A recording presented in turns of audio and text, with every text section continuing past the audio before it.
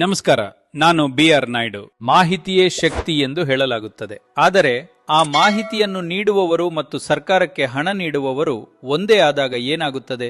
ಇಂದು ನಾವು ಭಾರತದ ಪ್ರಮುಖ ಸುದ್ದಿ ಸಂಸ್ಥೆಗಳ ಹಿಂದಿರುವ ಮಾಲೀಕರು ಯಾರು ಮತ್ತು ಗೋಧಿ ಮೀಡಿಯಾ ಎಂಬ ಪದವೇಕೆ ಇಷ್ಟೊಂದು ಚರ್ಚೆಯಲ್ಲಿದೆ? ಹಾಗಾದರೆ ಈ ಗೋಧಿ ಮೀಡಿಯಾ ಅಂದರೆ ನಿಜವಾಗಿಯೂ ಏನು? TV9 ಗ್ರೂಪ್ ಇದನ್ನು MHIPL ಮತ್ತು MEIL ನಡೆಸುತ್ತಿವೆ. MHIPL ಕಂಪನಿಯ ಮಾಲೀಕರು. ಇನ್ನು MEIL ಸಂಸ್ಥೆಯು ಚುನಾವಣಾ ಬಾಂಡ್ಗಳ ಮೂಲಕ ಬಿಜೆಪಿಗೆ ಅತಿ ಹೆಚ್ಚು ದೇಣಿಗೆ ನೀಡಿದ ಸಂಸ್ಥೆಗಳಲ್ಲಿ ಒಂದು. ಆಜ್ ತಕ್ ಇದು ಪುರಿ ಮತ್ತು ಬಿರ್ಲಾ ಕುಟುಂಬದ ಒಡೆತನದಲ್ಲಿದೆ. ಬಿರ್ಲಾ ಕಂಪನಿ ಆಡಳಿತ ಪಕ್ಷಕ್ಕೆ ಚುನಾವಣಾ ಬಾಂಡ್ಗಳ ಮೂಲಕ ದೊಡ್ಡ ಮಟ್ಟದ ದೇಣಿಗೆ ನೀಡುವ ಸಂಸ್ಥೆಯಾಗಿದೆ. ಇನ್ನು ನ್ಯೂಸ್ 18, TV18, CNN, CNBC ಮತ್ತು ಫಸ್ಟ್ ಪೋಸ್ಟ್ ಈ ಎಲ್ಲ ಸುದ್ದಿವಾಹಿನಿಗಳು ನೆಟ್ವರ್ಕ್ 18 ಅಡಿಯಲ್ಲಿ ಬರುತ್ತವೆ.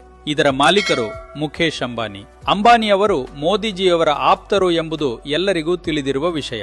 ಇನ್ನು NDTV ವಿಷಯಕ್ಕೆ ಬಂದ್ರೆ, ಒಂದು ಕಾಲದಲ್ಲಿ ಸ್ವತಂತ್ರ ಧ್ವನಿಗೆ ಹೆಸರಾಗಿದ್ದ ಈ ಸಂಸ್ಥೆಯನ್ನು 2022ರಲ್ಲಿ ಗೌತಮ್ ಅದಾನಿ ವಶಪಡಿಸಿಕೊಂಡರು. ಅದಾನಿ ಅವರ ಸಂಬಂಧದ ಬಗ್ಗೆ ವಿಶೇಷವಾಗಿ ಹೇಳಬೇಕಾದ ಅಗತ್ಯವಿಲ್ಲ.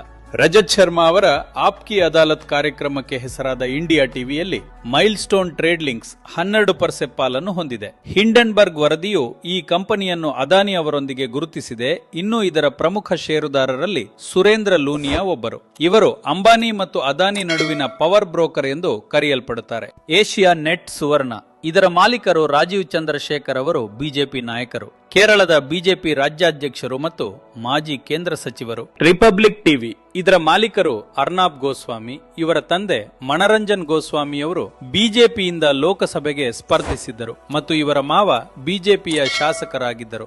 ಜಿ ನ್ಯೂಸ್ ಇದರ ಮಾಲೀಕ ಸುಭಾಷ್ ಚಂದ್ರ ಅವರು ಬಿಜೆಪಿ ಬೆಂಬಲದೊಂದಿಗೆ ರಾಜ್ಯಸಭಾ ಸಂಸದರಾಗಿದ್ದವರು. ಇದೇ ಕಾರಣಕ್ಕಾಗಿ ಪತ್ರಿಕಾ ಸ್ವಾತಂತ್ರ್ಯದ ಶ್ರೇಯಾಂಕದಲ್ಲಿ ಭಾರತವು 157ನೇ ಸ್ಥಾನದಲ್ಲಿದೆ. ಈ ವಿಡಿಯೋವನ್ನು ಅಪ್ಪಟ ಅಂಧ ಭಕ್ತರ ಜೊತೆ ಹಂಚಿಕೊಳ್ಳಿ.